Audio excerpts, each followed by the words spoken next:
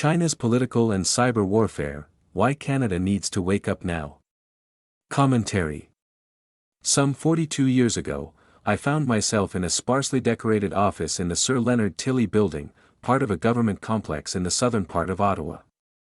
I was there to receive my indoctrination for what I had been led to believe was a job as a multilingual analyst for the Department of National Defence. In actual fact, I was being read in on the mandate of the Communications Security Establishment, Canada's Signals Intelligence Agency. CSE had not even been acknowledged publicly by the Liberal government of the day, and was so hush-hush that I was warned against saying anything to anybody about what I did. I was even told that I could get up to 14 years in prison for contravening what was then the Official Secrets Act for acknowledging where I worked. How times have changed. Not only is CSE out there, but regularly produces reports and advisories, unclassified, of course, for average Canadians on several matters, mostly revolving around cybersecurity. This is a great move and overdue. Canadians need to know what the threats are, and what better agency to advise them than the incredibly talented professionals at CSE. CSE's advisory role has come to the public's attention most recently in a news report on a US-published study on efforts by Chinese hacking group Salt Typhoon to target telecommunications, government, transportation, lodging, and military infrastructure networks in all three nations. This follows on CSE's earlier warning that Salt Typhoon was most likely responsible for malicious cyber activities targeting Canadian telecommunications companies. Gee, where have we seen Chinese technology snooping before? China hacked into Nortel as far back as 2004, leading eventually to the demise of the then leading global telecommunications company and dealing a huge blow to the sector in Canada.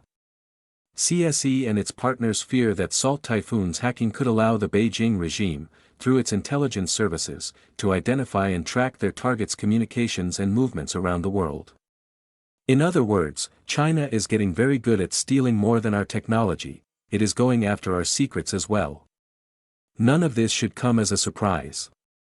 We in Canada, thanks to agencies such as the Canadian Security Intelligence Service, have monitored and reported on nefarious Chinese regime activity in Canada for decades, illicit police stations set up to monitor dissidents, direct threats to members of the Chinese diaspora in what is known as transnational repression, and attempts to sway voters and get candidates sympathetic to China in sensitive positions, and other shenanigans. Intelligence agencies have been telling successive governments all about these issues for a very long time, only to have their advice ignored or, worse, labeled as racism. At this juncture, we need more from our protectors, such as SAIS and CSE, and from the government in general. The former need to provide more open briefings for private sector companies in many areas, not just high-tech. Governments at all levels, federal, provincial, and municipal, need to take these threats seriously and stop burying their heads in the sand. China is only getting bigger and stronger and its threat is on the rise, as we saw at the recent Shanghai Cooperation Organization in Tianjin where the regime showed off advanced military hardware.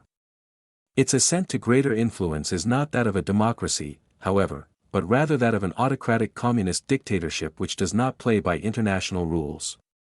After all, Xi Jinping has vowed to make China the most powerful country on earth by 2049. The sooner Canada gets a handle on what the Chinese regime really stands for the better. We need to ensure that our protectors have the resources they need to safeguard our technology and infrastructure from theft and attacks. Beijing's aggression is only going to get worse, and pandering to the aggressor is rarely if ever a good strategy.